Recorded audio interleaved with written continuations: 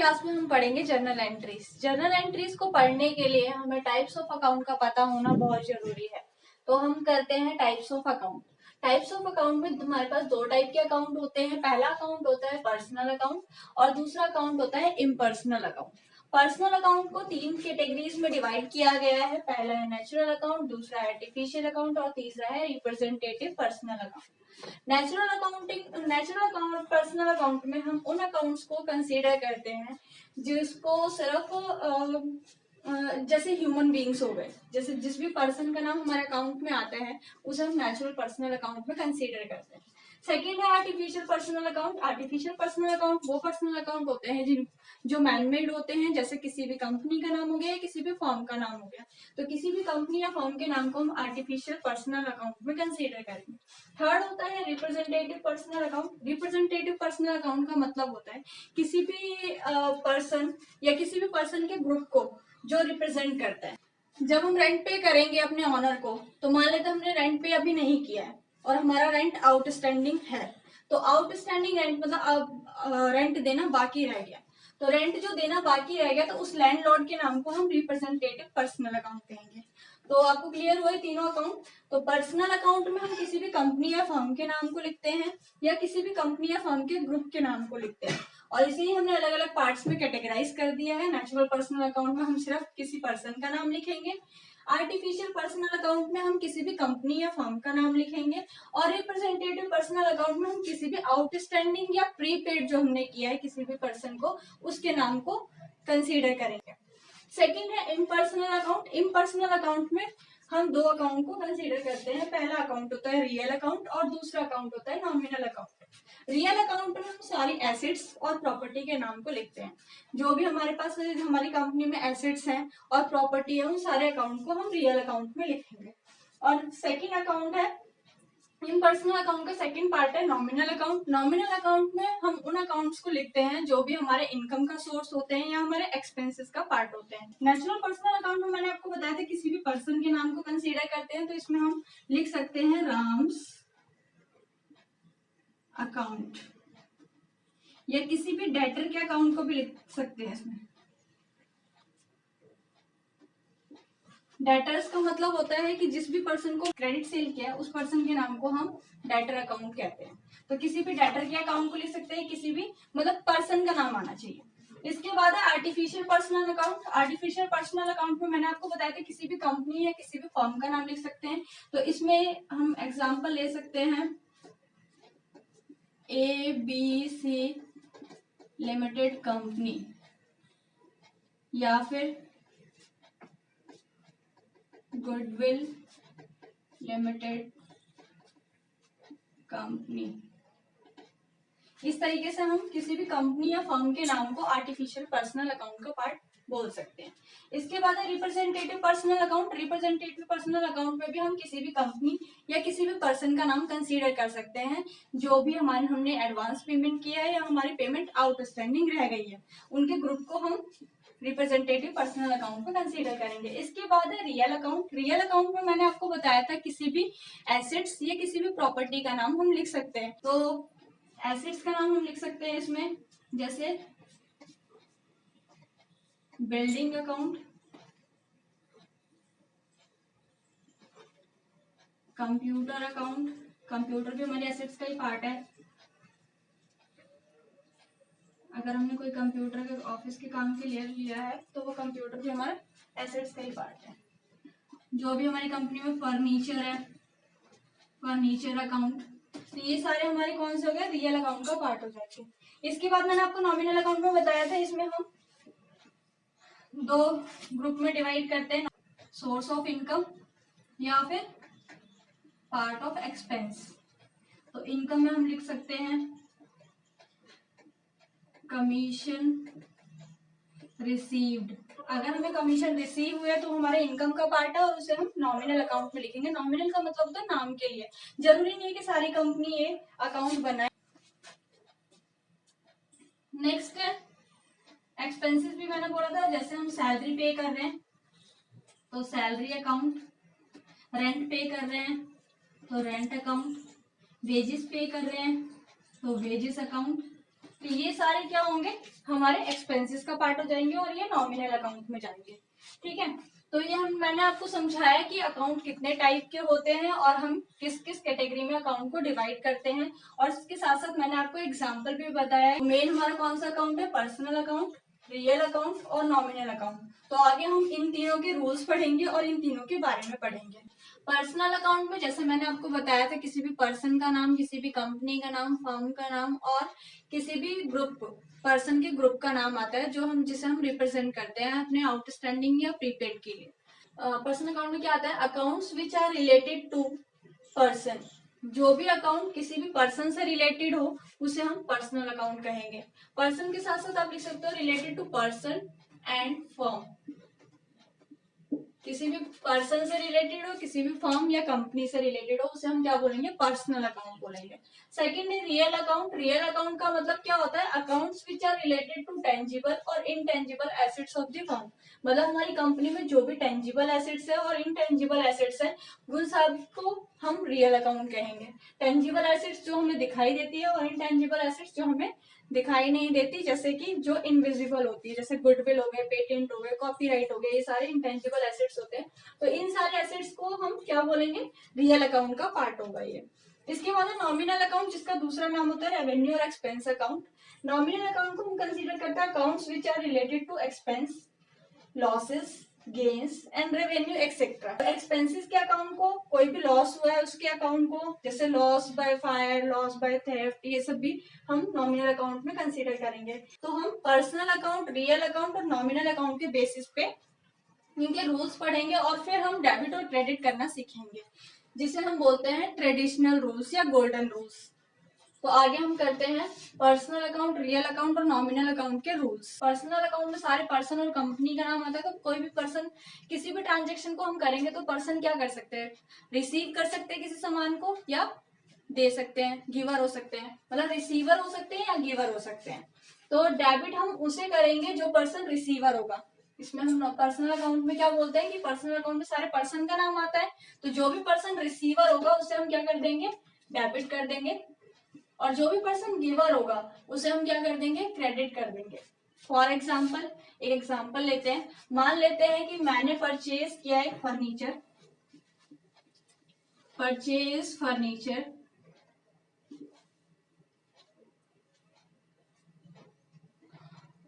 From Radha. ठीक है, राधा से मैंने एक फर्नीचर परचेज किया। तो मैंने क्या किया होगा, राधा से जो फर्नीचर परचेज किया होगा, तो राधा ने क्या किया है, राधा ने मुझे फर्नीचर दिया है, तो राधा क्या है, गिवर है, तो राधा क्या हो जाएगी, क्रेडिट।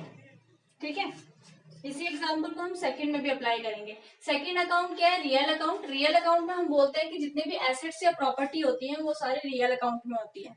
तो रियल अकाउंट में हम एसेट्स और प्रॉपर्टी को कंसीडर जब करते हैं तो एसेट्स और प्रॉपर्टी या फिर हमारे पास आ सकती है या हमारे पास से जा सकती है। अगर हम परचेज करते हैं तो हमारे पास एसेट्स आएंगी, और अगर हम सेल करेंगे तो हमारे पास से एसेट्स चली जाएंगी। तो जो भी एसेट्स या प्रॉपर्टी हमारे पास आ रही है, कंसीन हो रही है, उसे हम डेबिट कर देंगे, और जो भी एसेट्स या प्रॉपर्टी हमारे पास से जा रही है उसे हम क्या करेंगे, क्रेडिट कर देंगे। सेकेंड, नेक्स्ट अकाउंट है नॉमिनल अकाउंट। नॉमिनल अकाउंट का रूल होता है all expenses and losses are debit and all income and gains are credit. जितने भी हमारी कंपनी में एक्सपेंसेस और लॉसेस होते हैं उन सबको हम डेबिट करते हैं, और जितने भी हमारी कंपनी में इनकम या गेन्स होती हैं, जो भी मुझे प्रॉफिट होता है, उन सबको हम क्रेडिट कर देते हैं। तो इन तीनों रूल्स के हिसाब से हम किसी भी ट्रांजेक्शन को डेबिट और क्रेडिट में कन्वर्ट करेंगे और जर्नल एंट्रीज में फॉर्म करेंगे। जर्नल एंट्रीज को करने से पहले हम जर्नल एंट्री का फॉर्मेट समझ लेते हैं कि जर्नल एंट्री का फॉर्मेट बनता है किस तरीके से।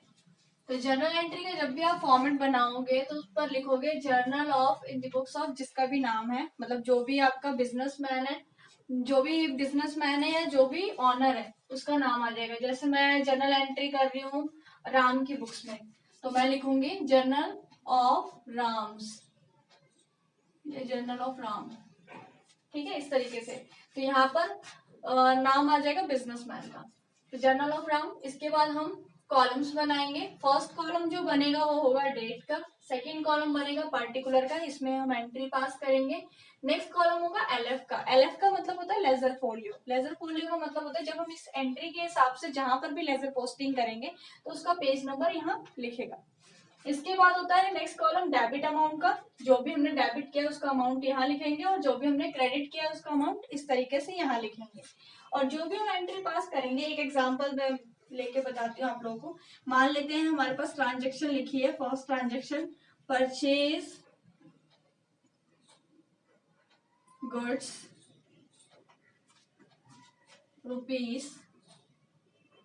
₹5,000। इसकी एंट्री हम करते हैं परचेज अकाउंट डेबिट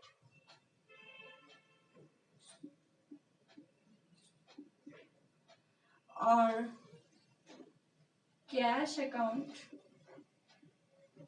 क्रेडिट। तो ये मैंने समझाने के लिए आपको लिखा है परचेज अकाउंट डेबिट। डेबिट हमेशा ऊपर लिखा जाता है और कैश अकाउंट क्रेडिट होगा, इसलिए मैंने कैश अकाउंट क्रेडिट लिखा है।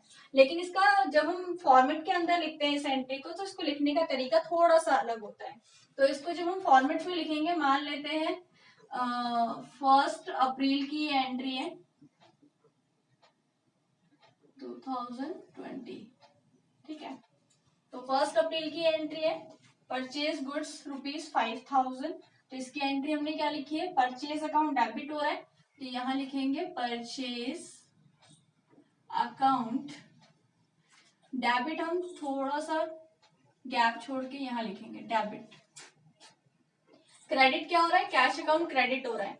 तो जो भी हमारा क्रेडिट होता है, जो भी अकाउंट हमारा क्रेडिट होता है उसको हम उसके आगे क्रेडिट नहीं लिखते, उसको हम स्टार्टिंग में 2 लगा के स्टार्ट करते हैं। ये क्रेडिट के बदले हमने 2 लिखा है और यहां से नहीं लिखेंगे, थोड़ा सा स्पेस छोड़ के फिर लिखेंगे 2 कैश अकाउंट।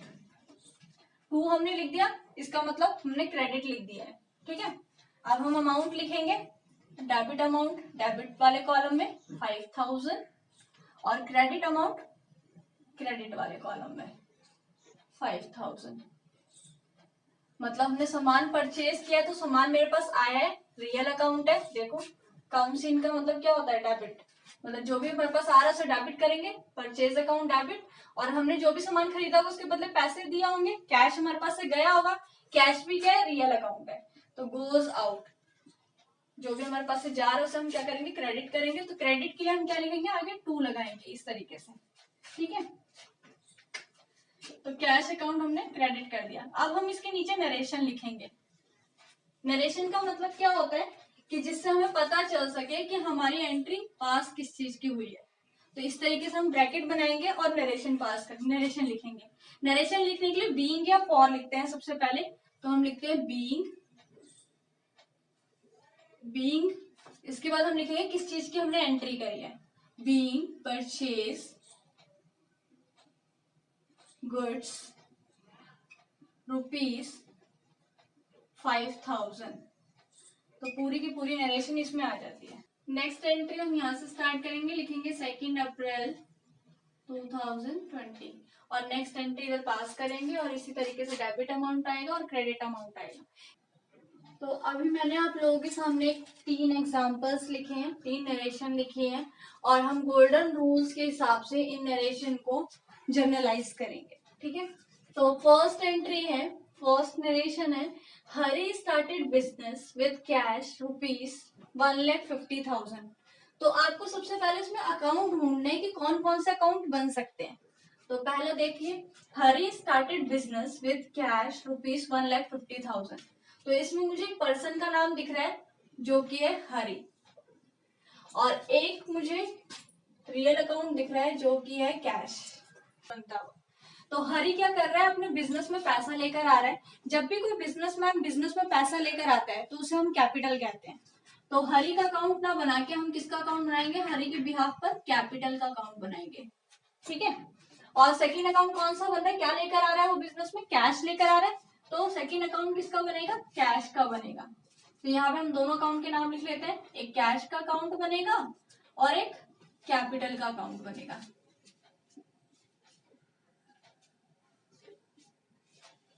अब कैश क्या हो रहा है, बिजनेस में कैश क्या हो रहा है, आ रहा है। जो भी चीजें आती हैं, रियल अकाउंट का रूल है, जो भी चीजें आती है उसे हम क्या करते हैं, डेबिट करते हैं। तो कैश को हम क्या कर देंगे, डेबिट कर देंगे। ठीक है। और हरी क्या कर रहा है, गिवर है हरी। हरी को देखो, हरी क्या है, पर्सनल अकाउंट है ना। हरी क्या कर रहा है, बिजनेस में पैसा लेकर आ रहा है ना, मतलब हरी क्या कर रहा है, गिवर है, कैपिटल दे रहा है। तो गिवर क्या होता है, क्रेडिट होता है। तो कैपिटल को हम क्या लिखेंगे, टू कैपिटल।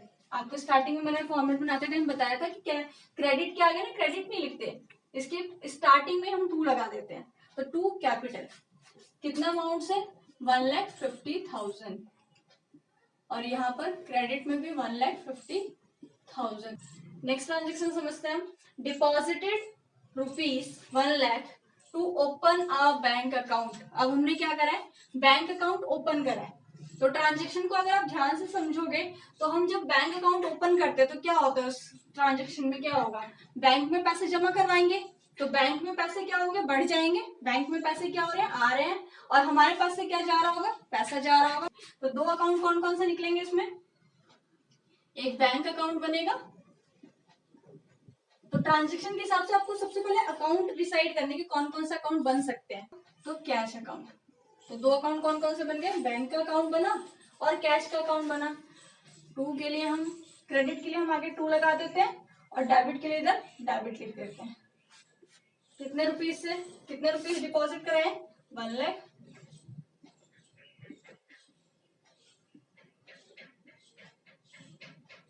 ठीक है, समझ आ रहा है।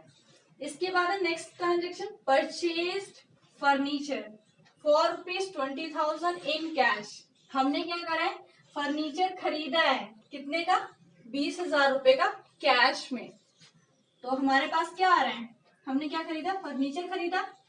तो फर्नीचर हमारे पास आ रहा है और उसके बदले हमने क्या पे किया है, कैश पे किया है। तो यहाँ साफ साफ नजर आ रहा है कि दो अकाउंट कौन कौन से बन रहे हैं, एक फर्नीचर का अकाउंट बन रहा है और एक कैश का अकाउंट बन रहा है। लिख लेते हैं इसे हम, फर्नीचर अकाउंट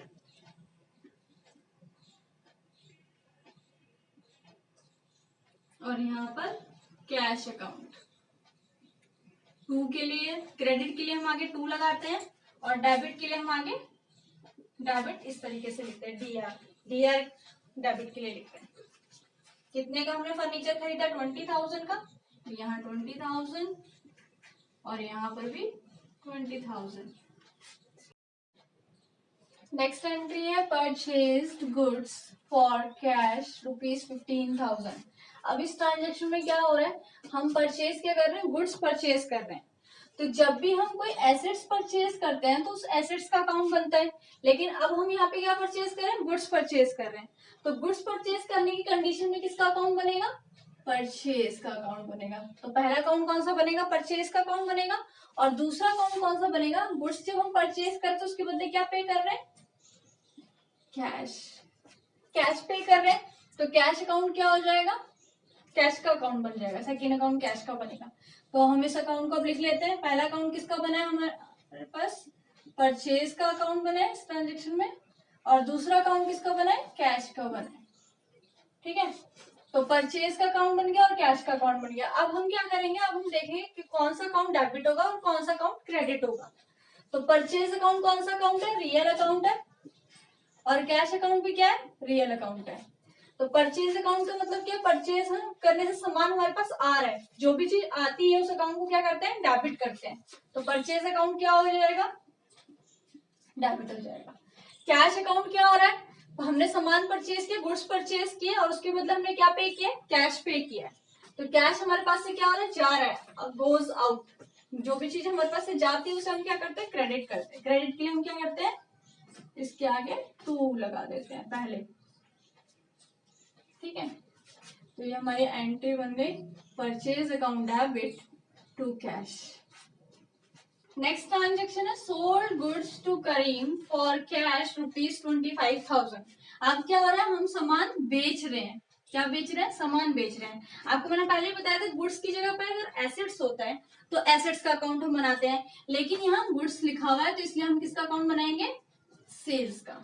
तो पहला अकाउंट कौन सा होगा, सेल्स का। नेक्स्ट अकाउंट कौन सा होगा, sold goods to Karim for cash 25,000। अब देखो इस ट्रांजेक्शन में ना कैश का नाम आ गया कि हमने सामान बेचा है करीम को, किसके बिहाफ पर, कैश के बिहाफ पर, मतलब कैश के बदले बेचा है। अगर ये नहीं होता, फॉर कैश नहीं होता, तो हम करीम का अकाउंट बना देते। लेकिन अभी क्या लिखा हुआ है, कैश लिखा हुआ है, मतलब हमने सामान बेचा और उसके बदले हमें कैश मिल चुका है, कैश मिला है, तो हम किसका अकाउंट बनाएंगे, कैश का अकाउंट बनाएंगे। तो फटाफट से इन दोनों अकाउंट का नाम लिख लेते हैं।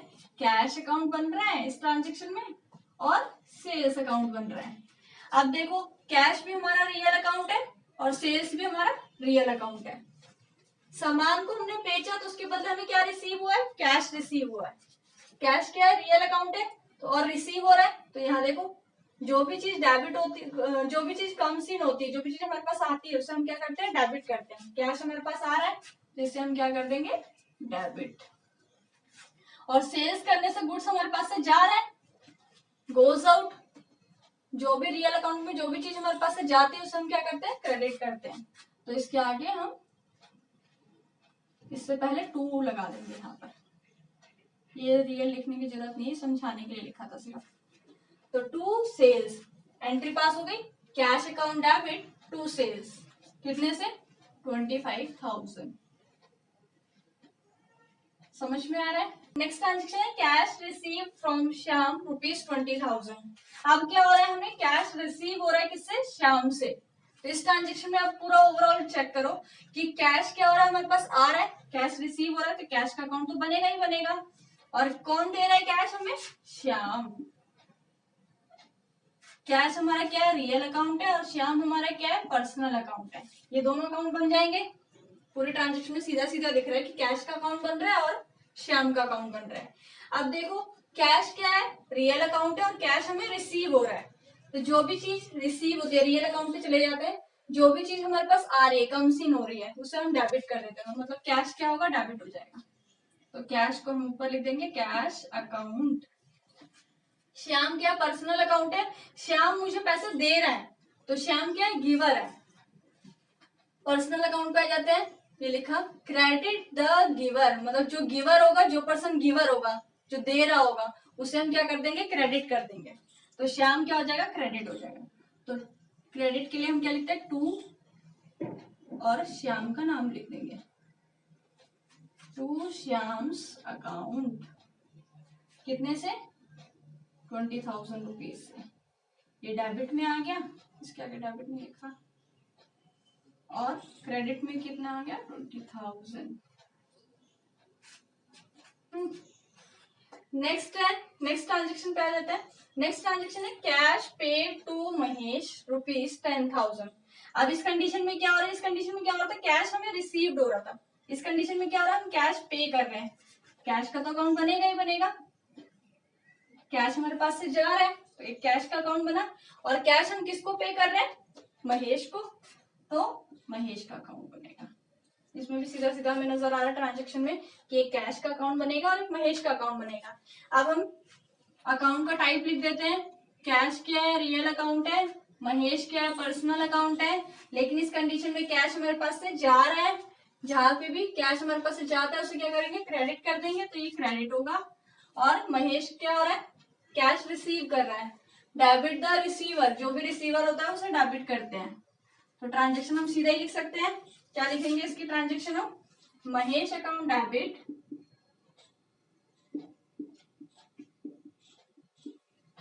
टू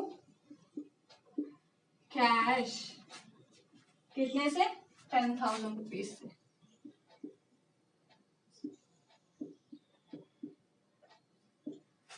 नेक्स्ट ट्रांजेक्शन है purchase goods of ₹75,000 against cheque. अब इस ट्रांजेक्शन में क्या चेंजेस है, पहली बात तो हमने क्या परचेज किया, गुड्स परचेज किया है। तो ये ऐसी ट्रांजेक्शन हमने पहले भी करी थी, जहां पे हमने गुड्स परचेज किया था। मैंने आपको बताया था अगर एसेट्स होता है तो हम एसेट्स का अकाउंट बनाते हैं, लेकिन गुड्स होता है तो हम किसका अकाउंट बनाते हैं, परचेज का अकाउंट बनाते हैं। लेकिन यहाँ एक कंडीशन लिखी हुई है, अगेंस्ट चेक। अगेंस्ट चेक का मतलब क्या है, हमने सामान जो खरीदा है उसके बदले हमने क्या पे किया है, चेक, चेक दिया है हमने। तो इस कंडीशन में एंट्री क्या हो जाएगी, परचेज। पहला अकाउंट तो किसका बनेगा, परचेज का बनेगा, और दूसरा अकाउंट किसका बनेगा, चेक। तो चेक के बदले हम किसका अकाउंट बनाते हैं? बैंक का अकाउंट बनाते हैं। तो इस कंडीशन में एंट्री हो जाएगी परचेज अकाउंट। परचेज अकाउंट क्या आ जाएगा? परचेज करने से सामान मेरे पास आ रहा है, जो भी चीज कंज्यूम होती है उसे डेबिट करते हैं, तो परचेज अकाउंट डेबिट टू, मैंने बताया चेक के बदले हम क्या लिखेंगे? Bank account. यहाँ आपका अमाउंट आ जाएगा 75,000।